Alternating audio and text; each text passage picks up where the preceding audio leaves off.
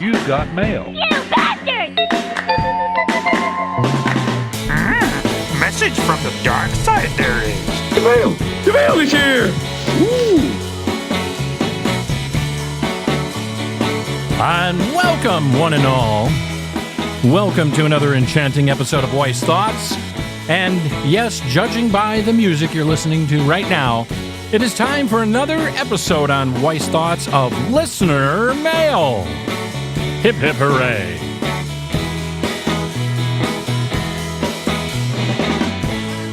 Many of you out there have requested another episode of Listener Mail. We haven't had one in quite a while, so I said, you know what? Yes, it's definitely about time we have one of the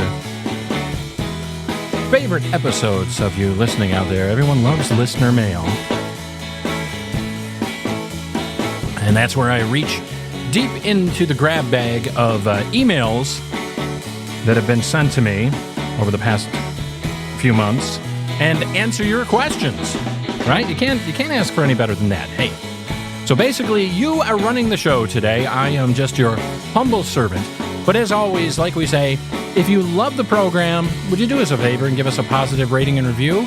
Visit the website, weissthoughts.com, weissthoughts.com. Just make sure you spell my name right, W-Y-C-E. And we appreciate your feedback.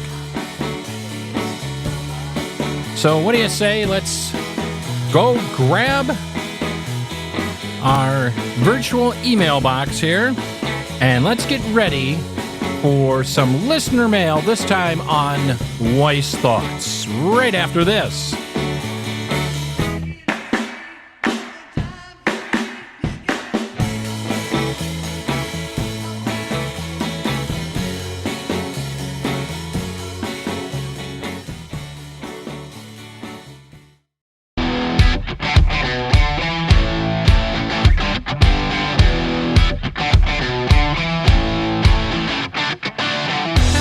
Aggressive music, Mr. Producer Extraordinaire, huh?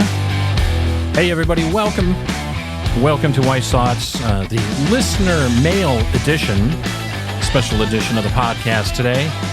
I guess so. Mr. Producer's telling me, yeah, that's to get you pumped and moving. Okay. I'm ready to go, so are you ready to go? Well, let's get into it.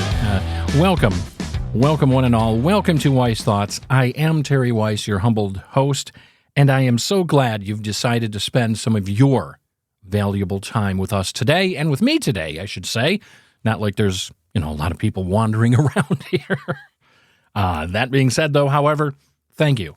I do appreciate you stopping by for the program today, and we're going to get right into it. Now, for those of you that do not know, listener mail is where I reach into the grab bag and pull out your emails and answer them, obviously, honestly, and openly. And if you ever want to be part of the listener mail extravaganza, as I like to say, just send me an email. You can send it to mail@weissthoughts.com. Ask your question. I will respond in kind, and I do respond to all the emails that I am sent, good, bad, or indifferent. Keep it clean. Keep it constructive. Some knuckleheads out there like to just send stupid stuff and say stupid things, you're fat, you're ugly. A little coffee. Yes, I'm breaking one of the cardinal rules of broadcasting. Drinking coffee because it'll make your mouth go. Anyway, welcome to the program. Welcome to Voice Thoughts. Let's get into, shall we? Let's get into our grab bag of listener mail here. And here we go. All right, the first one comes from Cindy. Cindy is, and what I'm going to do, just so for those of you who have not listened to a listener mail podcast episode, how the format works is I'll say only the first name and the state that they reside in for anonymity. Oh, boy. Just to keep your privacy private, okay? And that's fair to you and us because, let's face it, the internet, while it is a wonderful place, there are some people out there that are not nice. So we just do it that way. So Cindy is from the great state of Montana. Cindy from Montana writes in, hey, Terry, enjoy listening to the podcast. And the question I had for you is I'm thinking about becoming a voiceover artist or actor, whatever the correct term is. I was wondering, what do I do to get started? What are the basics, etc.? What would you recommend? All right. Well, Cindy, thank you for the question. Great question. Here, we'll start there. If you want to be a voice actor, voiceover artist, a voiceover, I've heard it called. There's so many names in the industry. What I would recommend first and foremost, is be prepared to hear a lot of no. I know you should, what? Be prepared to hear a lot of no. What are you talking about, Terry? Well, what I mean to say is, this industry is the arts industry. It's, a lot of people have the misconception it's just getting in front of a microphone and speaking. No. The voiceover industry is so much more than that. And it's very competitive, and it's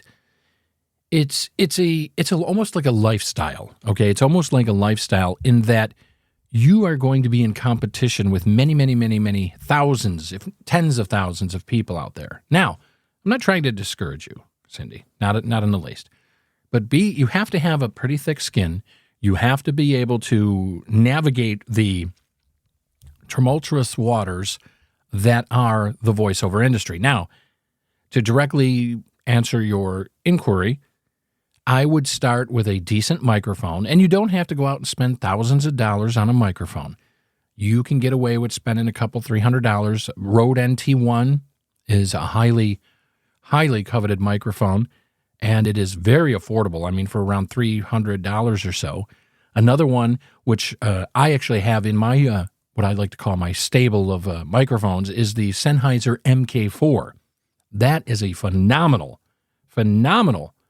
microphone. Now, both of those microphones I just mentioned, the Rode NT1 and the Sennheiser MK4, are what are known as large diaphragm condenser microphones. Now, I'm speaking right now on the podcast on a Shure SM7B, which is a dynamic microphone. The difference being, in case you don't know, is a dynamic microphone does not require phantom power. Phantom power is 48 volts that a system has to put through to bring that microphone up so it can be heard by others. So condenser mics typically are requiring phantom power, just so you know, okay? So the Rode NT1, Rode NT1A, and the Sennheiser MK4 I can't recommend highly enough. I have a Rode NT1, and I also have the Sennheiser MK4. Now, if you want to really, go over the moon and your budget can afford it and you want to do it, another great microphone is the Neumann TLM 103, which is a very coveted microphone in the industry, the TLM 103.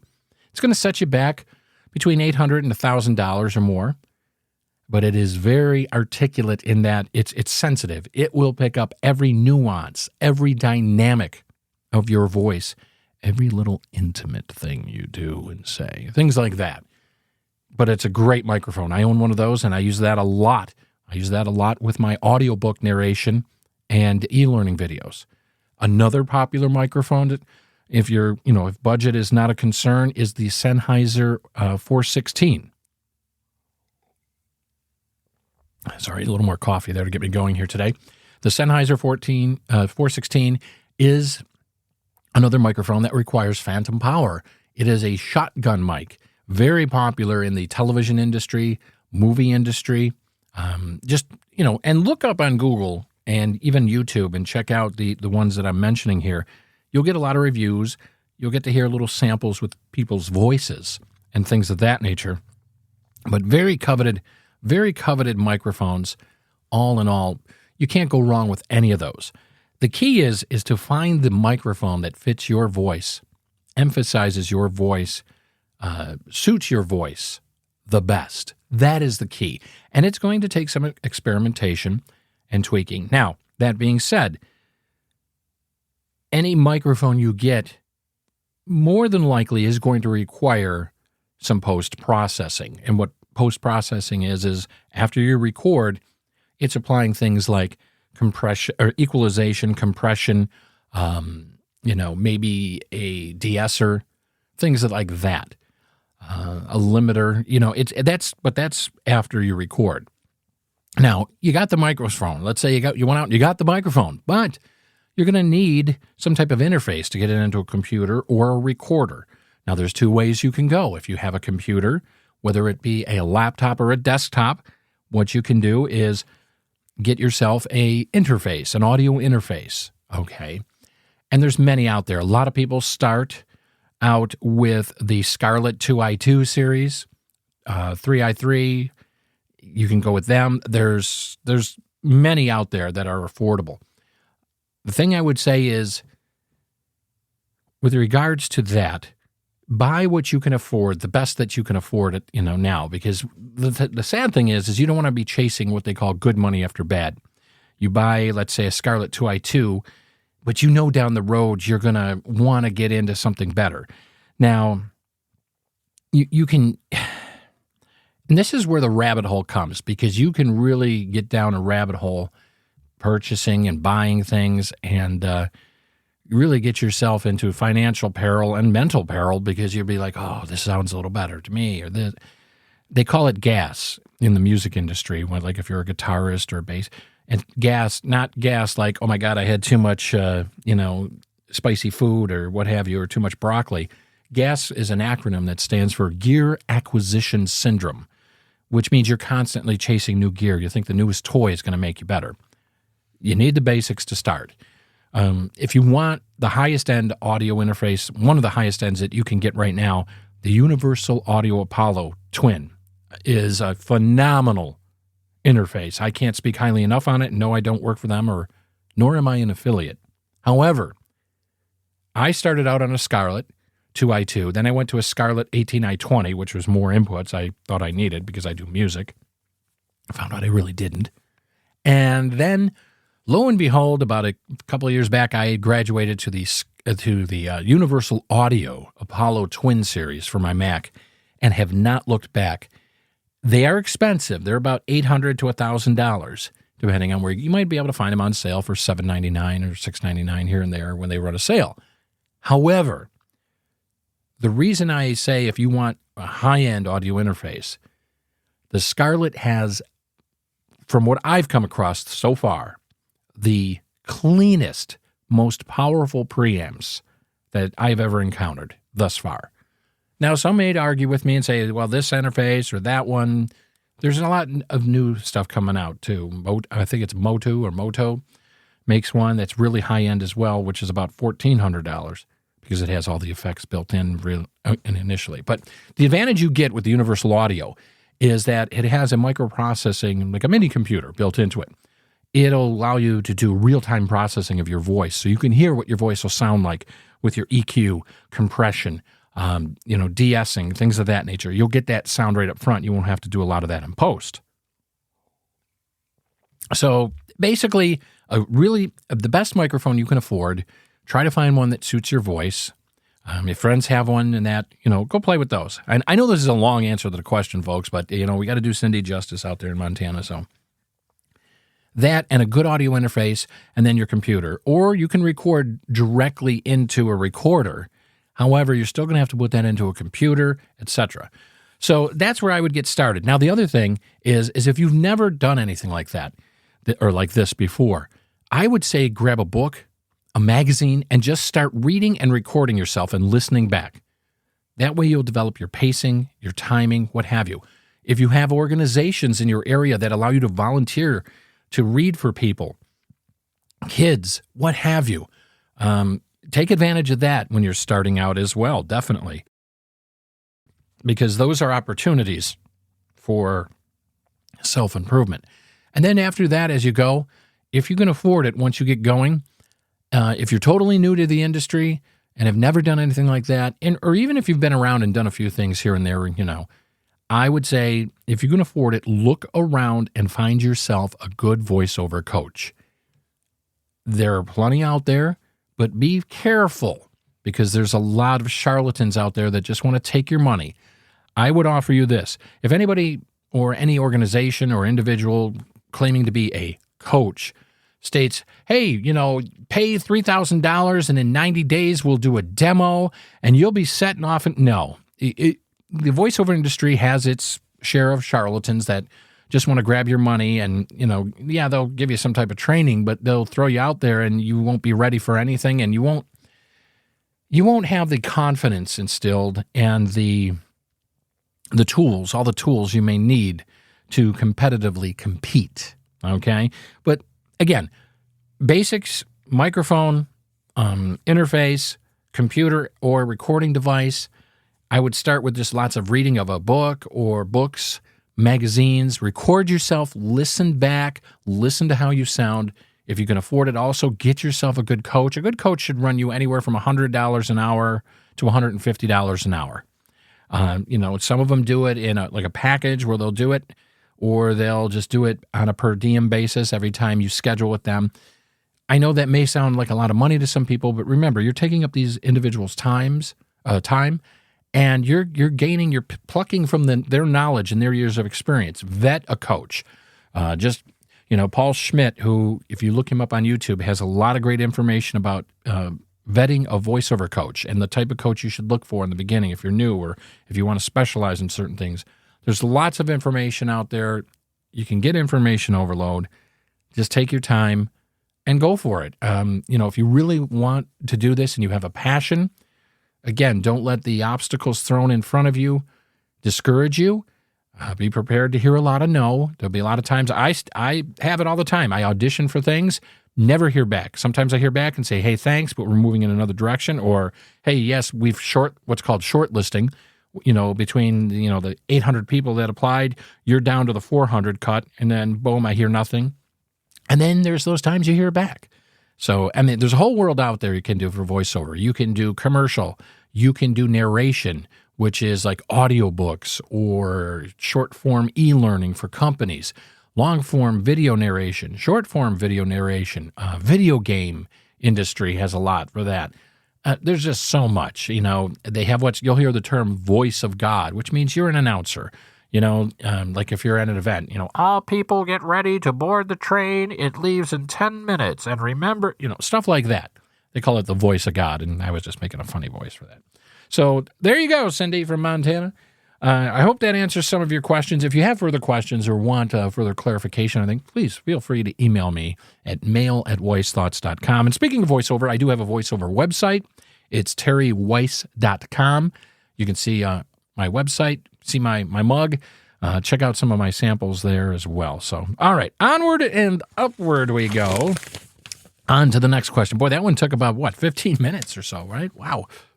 Long-winded question, or long-winded answer, I'm sorry, to what would you think would be a relatively simple question, but it's just not that simple, especially in the voiceover industry.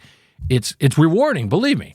This industry is very rewarding, but it's feast or famine, and you have to be prepared, like I said, to work. It's a business. You have to work at it. You are self-employed. You're what's called a freelancer, and there'll be times where you'll be so busy, you'll be like, oh my God, there's not enough hours in the day, and then there'll be weeks and even months where you go, does anyone, you couldn't get arrested for stealing your own name, So, but good luck to you on that. All right, so the next question comes to us from Darren. Darren is in Tennessee, and Darren writes in and says, hey, Terry, listen to the podcast, love it. I know you talk a lot about your health and about, mental health and things of that nature. What do you think of the new idea of telemedicine in the past few years and how it relates to mental health? Do you think there's a fundamental difference between that or seeing a professional counselor or psychiatrist in person? Just curious about your thoughts. Thanks. Love the show. Keep it up. All right. Well, here's an answer that just popped into my head immediately after reading that. Any help for your mental health is considered, I think, a good step in the right direction. And what I mean to say by that is this. The fact that you realize, hey, I want to talk to somebody that is a professional, that is a positive step in the right direction. And I'll preface my remarks by saying I am not medically certified in anything. So just take this as my own personal opinion. You got to give that disclaimer nowadays because, unfortunately, sometimes it is a litigious society we live in. So in regards to that, I believe that the telemedicine industry that has been born over the past 4 or 5 years, I mean, it is just an extension of when you used to be able to get a hold of your doctor and actually speak to them. I mean, how many people call their doctors now and they get the nurse's assistant or the clerk at the front desk and says, well, we'll ask the doctor and we'll get back to you.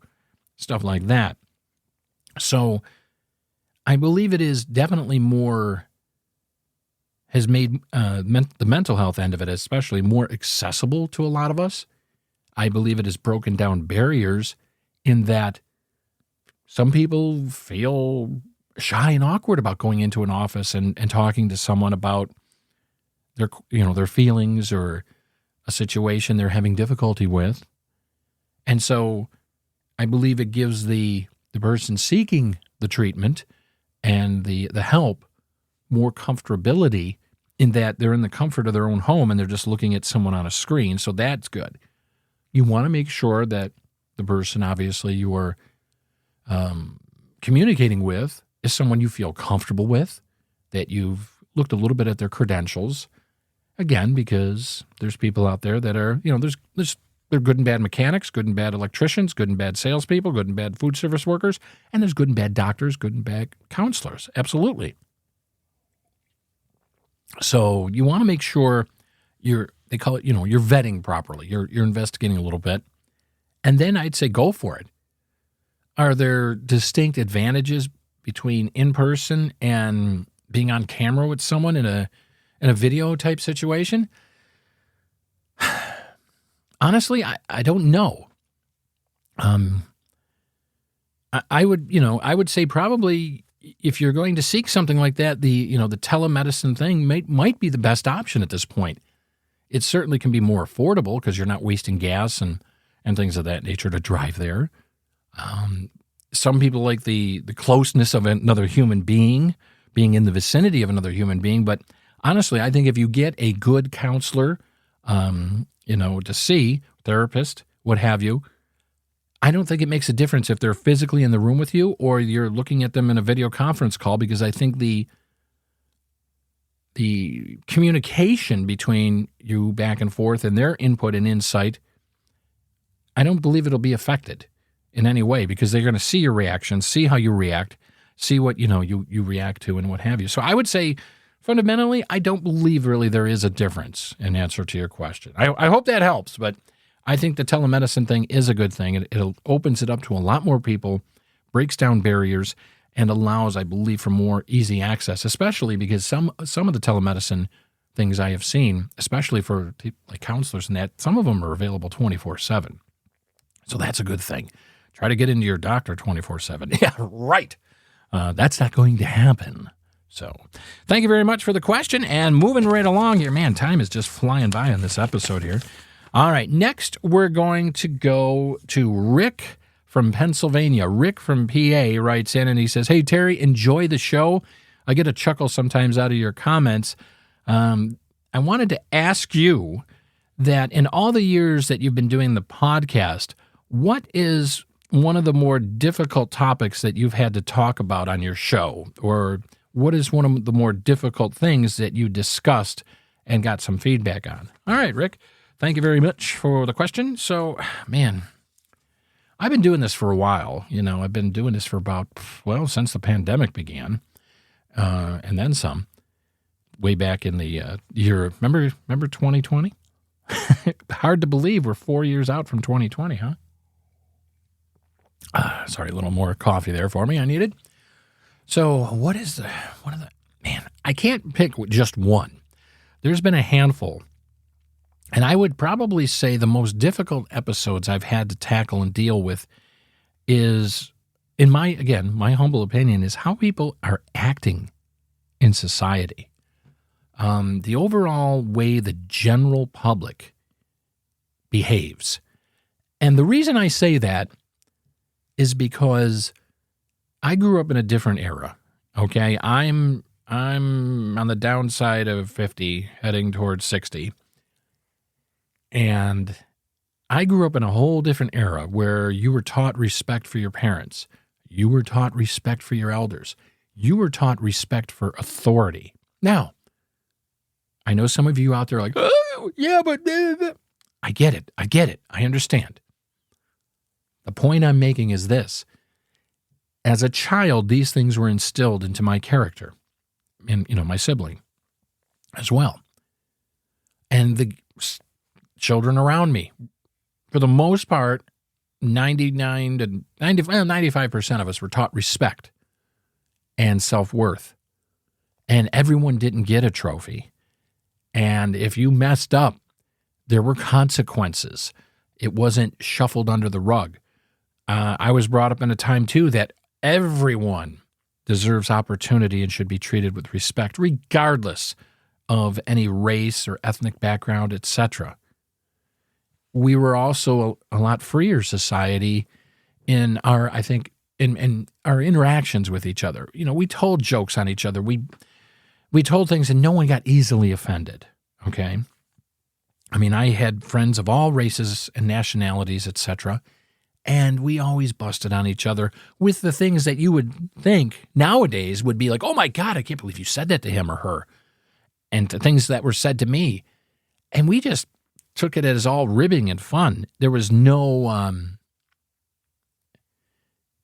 intended hurt behind it. It was all just busting each other's onions, as they say. I'll say onions instead of the other word. But we were just ribbing on each other, reefing on each other. And we all went back and forth, and it was good-natured, just fun. And we hung out together. We did things together. There was no, at least in my circle, in my universe, there was no, you didn't think about things like race or color of skin. Nothing. It was just like, hey, I'm going down with Joe. I'm going down with Damien, or I'm going down with Jaquan, and we're going to hang out at his house. I'm going to have dinner at their house, or they're going to come here and have dinner at our house, etc. There was none of that predetermined format that you have to act a certain way and can't say certain things. You had the freedom to do that. The other thing, respect for authority and elders. Like I said, a lot of us were taught that. We were taught these things, that you have respect for these people. You have a certain amount, you gave them a certain amount of life credits, as it were, because they were in a position of authority. Now, again, I know some of you out there probably right now as you're listening to this, wringing your hands and saying, yeah, but there's crappy cops, crappy doctors, crappy salespeople, crappy adults, crappy parents. I get it. It's not like they, didn't make them in my era growing up. It's just that it was a different mindset. And we weeded out those crappy people and they were held accountable. Okay? It wasn't the instant accountability. In other words, in the first 10 seconds, we're boom. We came to it from a different standpoint. We walked into the situation with a different set of circumstances and a lot of times had positive outcomes. And I have done many an episode on how disheartened I am at times with our society, especially American society, at the entitlement, the narcissism, the downright disrespect that we all have for each other across the board. A lot of us do at times, just downright disrespect, where a lot of folks out there walk around, it's all about me and the hell with you. As long as I get mine, I don't care about you and yours. It's okay to be ambitious. It's okay to be engaged and, wanting the best for you and your family. I understand that. But if you got to step over everyone and crush other people and hurt them, both physically and mentally, to get there, then something's wrong. Something is very wrong. And I don't believe that makes for a very good, harmonious, and productive society. I mean, look at the world we live in today. It seems like the pendulum is swinging back with this whole cancel culture wokeness stuff, which is good. I am not, and I'll say it, I'm not a woke person. I'm a decent person. I don't believe in the cultism, being in the cult of being woke. that I've got to walk around and prove to everybody how nice I am. I just let my actions speak, and you judge for yourself. I'm not going to give you a resume of how wonderful I am. Nor should you. Be a decent person. Show others respect. Be kind to yourself. I say it at the end of every episode of this podcast, don't I? Be good to yourself. Remember, the change you want to see in the world starts with the person looking back at you in the mirror every morning. It starts with you. Be kind to yourself. Be kind to others. Be kind to animals. If you can live by that credo, I think there you go. You got a great starting point and a great launching pad, right? Why not? I think you got a long way to go for greatness. Why not? I don't see any problem with that. So those are the hardest shows I've had to do because a lot of times I see things, I experience things, I observe things, and at some point I got to speak up and say something. Now, do I always have the correct opinion? That's up to you to decide. I believe, based on the information that I have gathered, the experiences I have had, and what I've gone through, and what I go through, and what I see, observe, feel, it is. But again, interpretation is purely subjective in most cases. Not all, but most. So I hope that answers your question. And, those are the toughest ones. Those are the toughest ones for me to do. So, hey, thanks for stopping by today, everybody, and thanks for joining me for this episode of Listener Mail. Hey, thanks for listening to the program today. I truly appreciate each and every one of you out there. And remember, to see a change in the world, you have to be the change in the world you want to see. It all starts with you, the person looking back at you in the mirror every morning. Remember to be kind to yourself, be kind to others. If you want to tweet at me on Twitter, it's at Terry Weiss. Stop by the website, weissthoughts.com, just to make sure you spell my name right, W-Y-C-E, weissthoughts.com. And hey, leave us a positive rating and review on your favorite podcast provider, won't you? Tell your friends, tell your family, tell your pets about Weiss Thoughts. And I look forward to gathering yet again around the virtual campfire with you real soon. Take care.